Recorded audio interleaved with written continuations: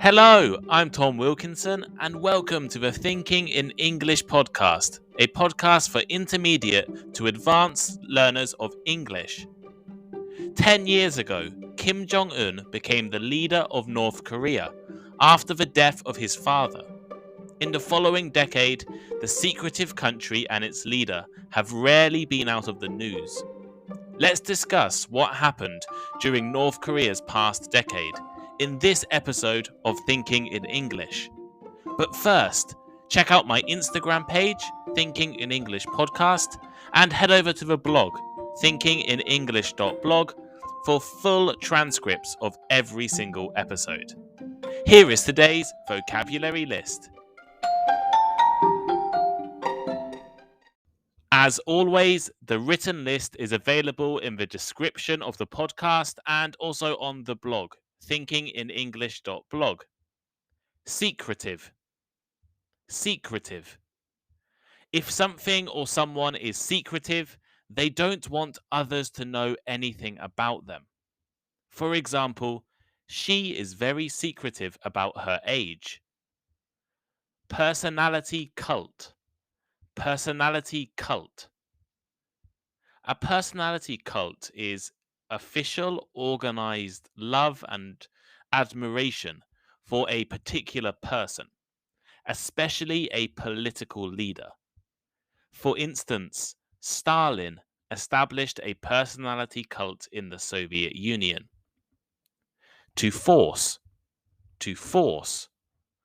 To make something happen or make someone do something difficult, unpleasant, or unusual, especially by threatening or not offering the possibility of choice.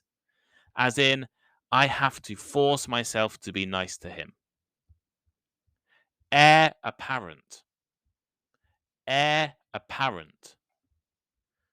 The person with the automatic right to legally receive all or most of the money, property, titles, etc. from another person when they die. For instance, the Prince of Wales is the heir apparent to the throne of England. To purge. To purge. To get rid of people from an organization because you do not agree with them. As in, party leaders have purged the political party of extremists. Noticeable. Noticeable. Easy to see or recognize. As in, there has been a noticeable improvement in James's cooking. Repressive. Repressive. Controlling what people do, especially by using force. As in, Myanmar was taken over by a repressive military regime. Hardship. Hardship. A condition of life that causes difficulty or suffering. For example, the 1930s were a time of high unemployment and economic hardship.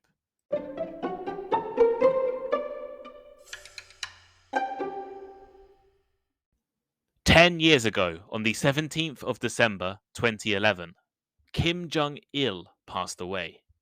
He was the supreme leader of North Korea between 1994 and 2011, son of the country's founder Kim Il-sung, and in charge of one of the most secretive countries in the world. After taking control of North Korea, he created a cult around his personality, spreading myths around the country. It is said he was born under a double rainbow and with a new star appearing in the sky, could walk 3 weeks after he was born, could talk after just 8 weeks, wrote 1,500 books and 6 operas, better than any operas in the history of music. And the first time he ever played a round of golf, he shot 11 hole-in-ones, then retired. Oh, and he never went to the toilet. All of that appears in Kim Jong-il's official North Korean biography, the one on the government website. But of course, none of it was true. In reality, he took over a country struggling with famine and a failing economy. He pushed North Korea towards nuclear weapons and missile developments. He was responsible for thousands of deaths, maybe even millions, of North Koreans through executions, forced labor, prisons, and famine.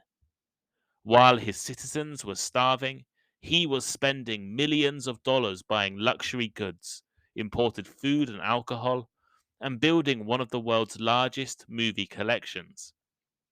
When he died in 2011, there was hope, perhaps naive hope, that his successor may be different. Kim Jong Un was the third, youngest, and favorite of Kim Jong il's sons. It is believed he was educated at an elite boarding school in Switzerland, but his existence was kept secret until September 2010.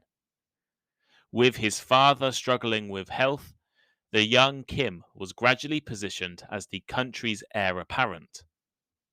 After taking control of the country, Kim Jong Un was described in the West as too young, too weak, and too inexperienced. It was said that the North Korean military and generals would likely take over the country. Perhaps the regime would collapse within a few months, or be controlled by China, the only real ally of the Asian country. Others said that perhaps the young leader would make a few changes to North Korea to help himself stay in power and stop the military from taking over. With hindsight, things happened very differently. The young Kim Jong Un followed in his father's and grandfather's footsteps. He executed members of his own family, including a powerful uncle and his half brother in an international airport, as well as killing other influential rivals. He purged the country's government and military of anyone who may rival or challenge him. One shocking example was the execution of the North Korean Armed Forces Minister, Hyun Chol. Apparently, after sleeping during a meeting and complaining about Kim, Hyun Chol was killed with a massive anti-aircraft gun. At first, there was a noticeable change in some economic policies. Within a few years, Kim Jong Un changed agriculture and enterprise laws to allow the beginnings of private business.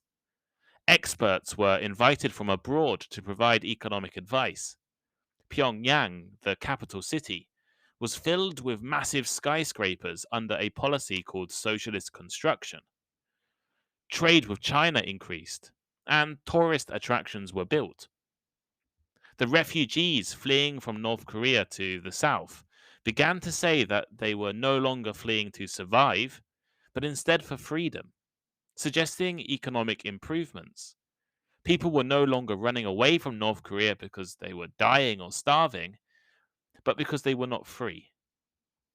However, economic improvements did not mean a successful economy for the whole country or political freedom.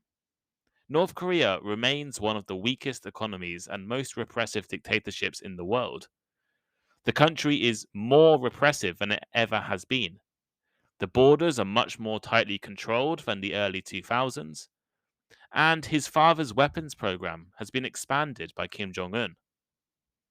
Kim now has missiles that can reach North America and nuclear weapons. As a result, the country has struggled to make international friends. Due to his weapons, Kim Jong un faces massive sanctions, meaning he can no longer trade with most countries.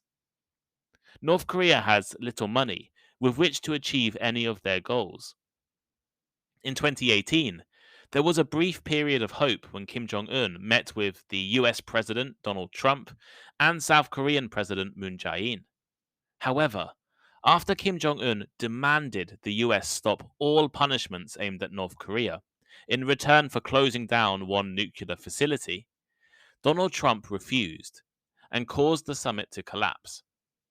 Trade and relations did improve with China during this period, but much of it was illegal and secret. However, the coronavirus pandemic has pushed North Korea completely back to the days of Kim Jong un's father. The border with China has been closed for 2 years and probably will stay closed. There is no tourism. Charities and aid organizations haven't been able to enter the country either. Most diplomats have left as well. So we don't really know much about what's going on inside the country. Kim Jong Un himself has admitted that the country is running low on food and even asked his people to prepare for hardship. At the same time, he has cracked down on foreign entertainment, especially from South Korea.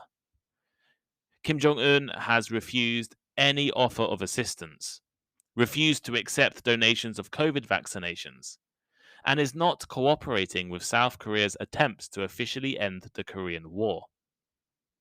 The next 10 years could look very similar for North Korea. Unless his health fails, Kim Jong Un will likely retain a strong control over the country. 10 years ago, Kim Jong Un told the world he was going to turn his country into an economically powerful state.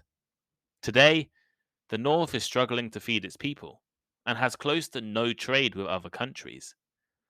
Many experts believe North Korea will once again try to build more nuclear weapons and missiles. Why? Well, this is an old technique the country always uses. It builds weapons and threatens war.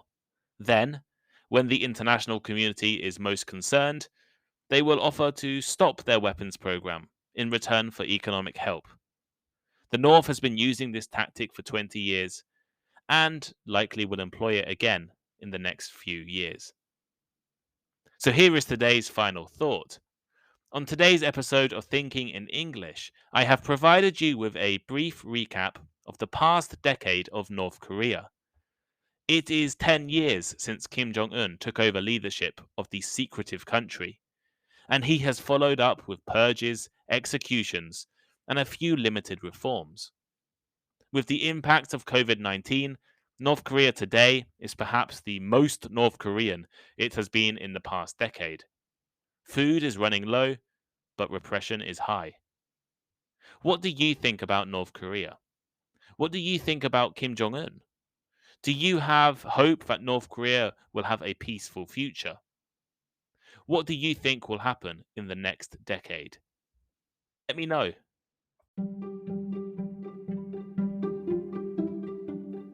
Thank you for listening to today's episode.